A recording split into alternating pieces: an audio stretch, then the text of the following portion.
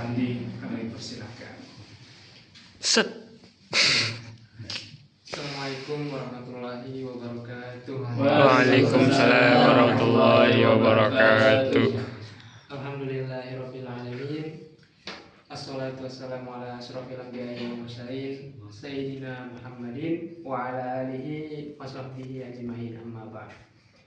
Puji syukur kita panjatkan kehadirat Allah Subhanahu wa taala karena atas rahmat dan karunia-Nya sehingga kita tetap berkumpul di forum maghrib ini. Salawat serta salam tidak lupa kita curahkan kepada Nabi Muhammad SAW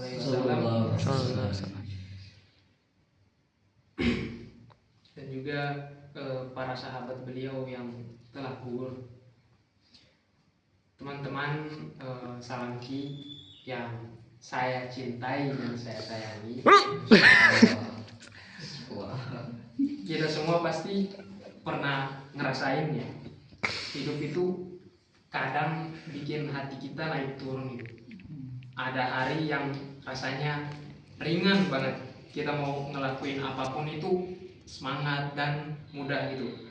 Tapi ada juga hari yang rasanya berat sekali buat kita ngejalanin. Kita jadi mudah marah, gampang tersinggung, terus sensitif terhadap hal-hal yang kecil. Pokoknya bikin hidup seharian itu gak nyaman. Makanya dalam Islam kita diajarin buat menjaga hati kita. Karena ya hati itu ibarat pusat kontrol hidup kita. Nabi pernah bilang dalam sebuah hadis yang diriwayatkan Imam Bukhari, kurang lebih maknanya seperti ini. Kalau hati itu baik, maka baiklah seluruh hidup kita, maka seluruh diri kita juga akan baik. Kalau hati itu rusak, maka rusak juga semuanya. Artinya apa? Perilaku kita, cara pikir kita, cara kita memperlakukan orang lain, semuanya itu berawal dari hati. Nah, pertanyaannya, gimana sih cara kita menjaga hati kita? Pertama, buang sifat iri jauh-jauh.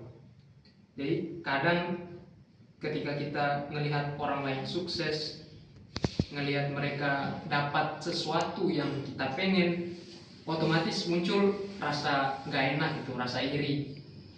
Padahal ya iri itu ibarat racun yang kita minum sendiri, dia muncul dari dalam hati kita gitu.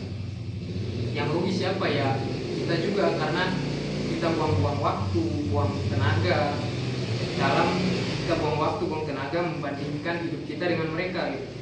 Terus cara kita buang sifat iri itu gimana? Dengan cara ketika kita melihat orang lain, kita berdoa dalam hati, ya Allah, berkahi dia dan mudahkan juga untuk hamba. Jadi kita berdoa meminta untuk kebaikannya dan kita memohon kepada Allah untuk mendapatkan hal yang sama. Cara yang kedua untuk menjaga hati itu belajar memaafkan. Maaf itu kan berat. Ketika ada orang berbuat salah atau nyakitin hati kita, lalu kemudian mereka minta maaf, kita sebagai orang yang disakitin itu kayak berat banget mau memaafkan. Padahal maaf itu bukan berarti kita kalah, juga bukan berarti bahwa kita itu lemah, tapi kita memilih buat tidak menyimpan beban. Jadi dan juga maaf itu salah satu wujud keimanan dan ketundukan kita pada Allah. Jadi kita percaya bahwa Allah Maha Pengampun, maka kita pun berusaha mengikuti sifat itu, termasuk dalam cara kita memperlakukan orang lain. Allah juga sangat mencintai orang-orang yang memaafkan. Allah berfirman dalam Quran surah Al-Imran ayat 134 yang berbunyi, Bismillahirrahmanirrahim, alladzina yunfikuna fis-sarra'i wad-dharra'i wal kaziminal ghaiza wal 'afina 'anil nas wallahu yuhibbul muhsinin. Yaitu orang-orang yang berinfak baik di waktu lapang maupun sempit, dan orang-orang yang menahan amarahnya dan memaafkan kesalahan orang lain. Dan Allah mencintai orang yang berbuat kebaikan.